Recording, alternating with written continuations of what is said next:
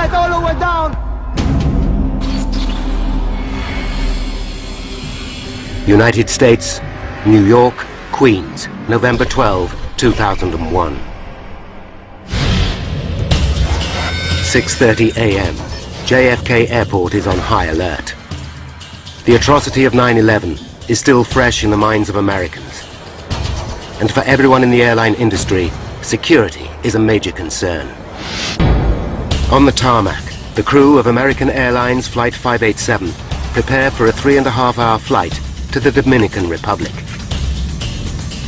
Captain Ed States, the senior pilot, and his first officer, Sten Molen, carefully check the exterior of their aircraft.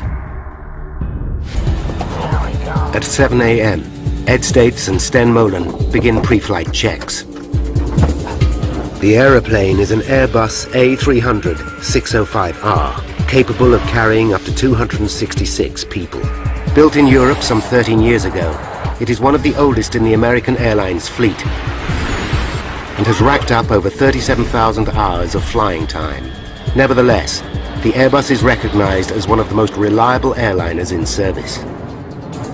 Today, though, that reliability has been undermined by the stringent new security measures. Every passenger is searched twice before boarding is allowed, and the scheduled takeoff time of 8:40 begins to slip. By 9 a.m., all 251 passengers are on board. I'll program the computer. Pre-flight checks are complete. Clear right. Clear left. And Flight 587 begins to taxi to runway 31L.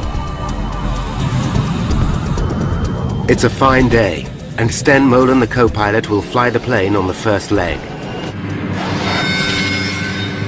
9:11 a.m.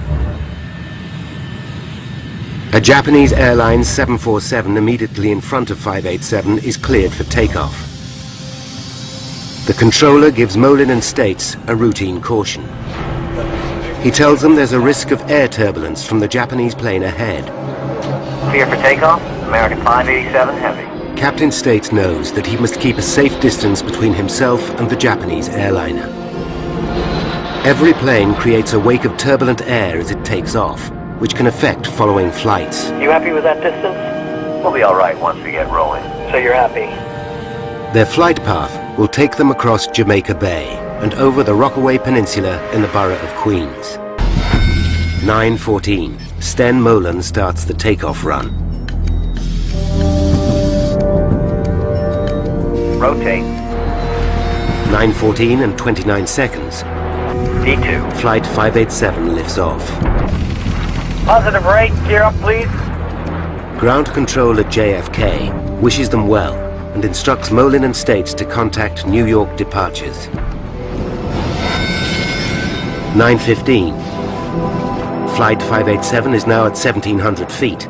The departure controller gives them a navigation fix. New York, American 587, heavy turn left, proceed direct wavy.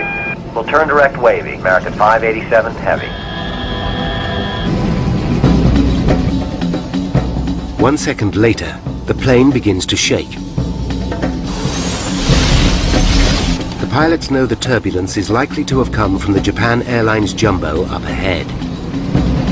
It's a routine hazard, and Molen flies through it. 250, thank you. The captain increases the speed of the plane to 250 knots, the maximum allowable at that height. But seconds later, the plane hits more turbulence.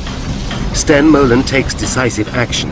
Using his foot controls, he applies the rudder first to the right and then to the left to try and stabilize the plane. Back power. Again, Molen asks for more power to keep the aircraft under control. You all right? Yeah, I'm fine. Hang on to it. Hang on to it.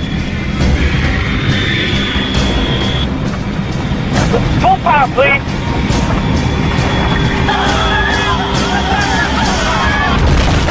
Holy! Less than 2 minutes into their journey, Flight 587 is in deep trouble. The lives of 260 people in the air and many more below are in mortal danger. 89 seconds after takeoff, Flight 587 is in trouble. In the cockpit, co-pilot Sten Molen is fighting the controls. What the hell are we into? I'm stuck in it! Get out of it! Get out of it! Plane spins out of control. The engines shear off.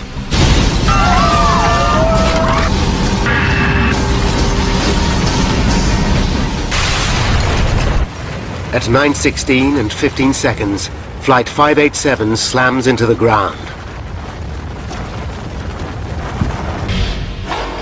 The plane has crushed 4 houses on the intersection of Newport Avenue and Beach 131st Street.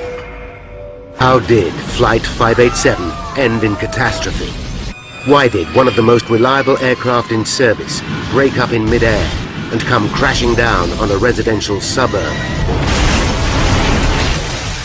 Now, by going deep into the investigation, we can reveal the facts behind one of the worst aviation disasters in US history, and how the truth sent shockwaves through the entire industry.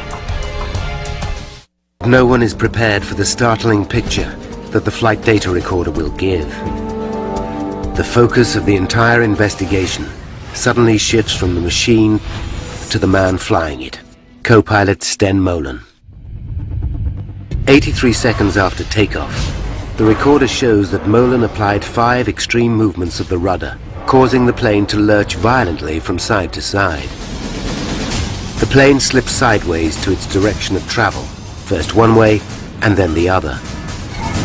They realized that traveling at nearly 470 kilometers per hour, the aerodynamic stresses on the 130-ton Airbus would have been extraordinary. They were virtually unprecedented to us. We were amazed. It seems as though on the 5th movement of the rudder, the entire tail fin broke off. The implication is extraordinary. Simply by manipulating the controls, the pilot broke the aircraft.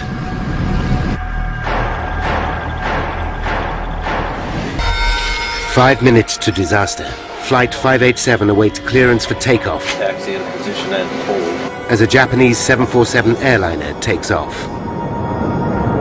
30 seconds later, Flight 587 is given a warning of wake turbulence. Clear to land, wind 260 at 14, pushing the turbulence. 2 minutes to disaster, Flight 587 takes off.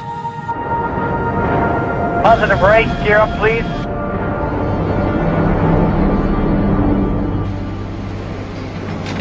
One minute to disaster, 587 encounters turbulence for the first time. Sten Molen flies through it.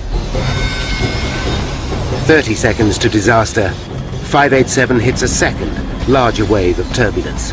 The plane is now banking to the left, reminding Molen of his simulator training. Rudder movement! Not realizing how sensitive the rudder system becomes in flight, Molen stamps on the pedal, causing maximum rudder deflection. The plane swings violently to the right, placing enormous loads on the tail fin. Investigators believe that an astonished Molen thinks that the plane is reacting to the wake turbulence. He doesn't realize that his own use of the rudder causes the violent movement. Molen immediately slams the rudder pedal into the opposite position. The plane now swings violently back to the left, placing another enormous load on the tail. Both Molen and States believe the plane is somehow caught in the turbulence. What the hell are we into? I'm stuck in it! Get out of it! And in a desperate attempt to get control, Molen applies another rudder input, this time to the right. Now, thoroughly disorientated, Molen again applies full rudder.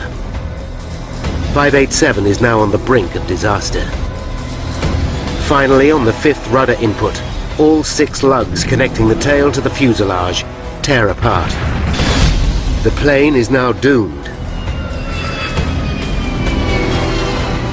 Terrified passengers and crew can have no idea what is happening. Huge G-forces rip both engines away. 106 seconds after takeoff, Flight 587 falls from the sky. 265 people are dead.